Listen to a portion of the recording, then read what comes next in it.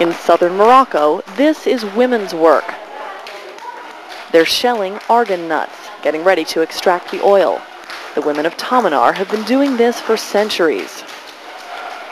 But these women are working together for themselves in rural Morocco's first all-women cooperative. It's changing their town. It's changing their lives. In traditional Berber culture, women don't work outside the home. They're not allowed to go to market, and they're rarely seen in public. In Morocco's cities, it's not unusual for women to have jobs, but out here in the country, that's still a long way off.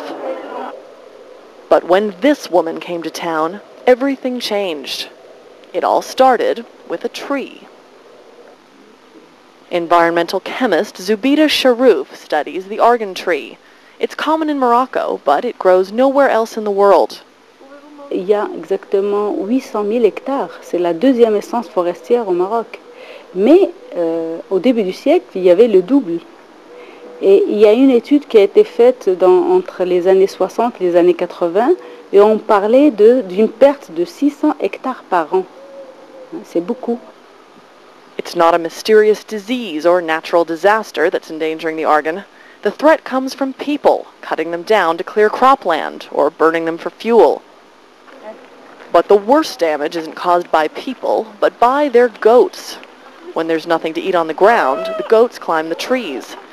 Balanced in the branches, they eat the argan's leaves, flowers, and fruits.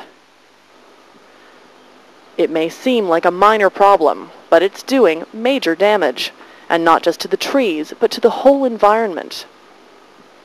The argan has unusually deep roots, which hold soil together in this dry landscape. When trees are killed, the ground just blows away, turning the land to desert. The damage is permanent. Impliquer en quelque sorte les communautés locales dans la conservation de l'espèce. Leur montrer que c'est un arbre qui est économiquement intéressant. De cette manière-là, ils vont s'investir d'une façon naturelle pour les conserver. Parce que quand ça va lui rapporter de l'argent, il ne va pas l'enlever. The Amal Coopérative is her solution, and it's helping more than the trees. Urkia El Hossein was one of the cooperative's first members. A widowed mother of 10, struggling to raise 4 grandchildren. She was desperate for a way to make ends meet.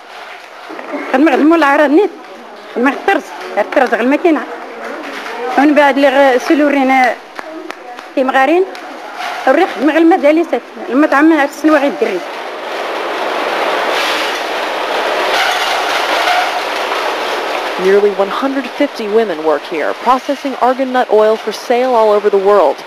Selling products made from its fruits and nuts is a sustainable use for the tree, but until now it was only a cottage industry.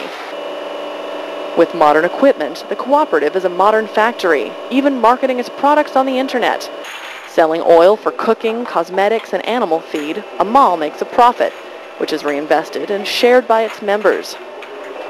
It's a typical worker-owned business, but in Tamanar, working women are anything but typical. Amina Edelkadi says the town was skeptical that women could run a business. Men were afraid to let their wives go to work.